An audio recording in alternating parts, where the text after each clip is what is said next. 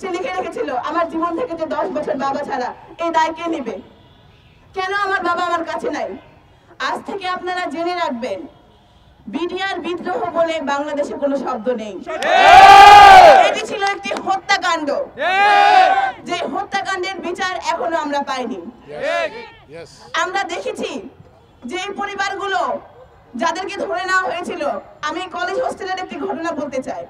আমার রুমমেট ছিল যে মানবেতর জীবনযাপন করত, তার চাচা মামা খালুদের থেকে টাকা পয়সা নিয়ে কোনো রকমের নিরাপদ করত।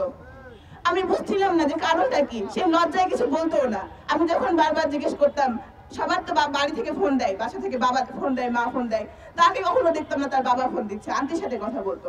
তো আমি যখন জিজ্ঞেস করতাম, কি রে তোকে আঙ্কেল ফোন দেয় না, কিছুই বলতো না, হ্যাঁ না কিছুই বলতো না। তার যে বাবার কথা বলবে লজ্জায়, এই সমাজ এই স্বৈরাচার আমলে সে হাসিনা এমন সিস্টেম করেছিল যে তার নিজের বাবার পরিচয় দিতে লজ্জা পেত। এই দায়গুলো কার?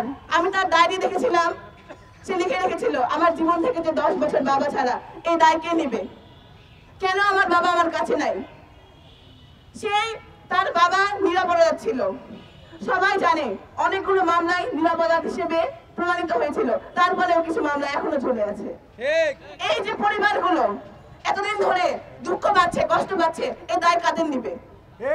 এখনো কেন আমরা পাচ্ছি না? এখন তো আমাদের সরকার, বিগত সরকারের আমলে তারা হত্যাকাণ্ড ঘটিয়েছিল, তারা ইন্ডিয়ার দোষর ছিল, তাদের আমলে মানা যায়, কিন্তু এখনো কেন হবে না? এই তো জনগণের সরকার, আমাদের রক্তের উপর বসে আছেন তারা, তাহলে এখনো আমরা কেন বিচার পাবো না? আমি দ্রুততম সময়ের মধ্যে এই বিডিআর হত্যাকাণ্ড সহ সকল হত্যাকাণ্ডের বিচার চাই। সীমান্তে আমরা এত হত্যাকাণ্ড দেখছি, 2 দিন পর পর পাখির মতো গুলি করে মারে। এই বিচার কাণ্ডগুলো আমরা কেন পাচ্ছি না? আমি চাই দ্রুততম সময়ের মধ্যে আপনারা এই বিচার নিশ্চিত করবেন, না হলে আমরা ছাত্র সমাজ কিন্তু বসে থাকবো না। আমাদের পাশে এই ভুক্তভোগী পরিবারগুলো রয়েছে, আমাদের পাশে পুরো বাংলাদেশ রয়েছে। আপনারা দ্রুততম সময়ে বিচার নিশ্চিত করুন, নতুবা আমরা অচিরে আপনাদের বিরুদ্ধে দাঁড়াবো। আপনাদের গদি নিয়ে আপনারা শঙ্কিত হয়ে যান, সাবধান হয়ে যান।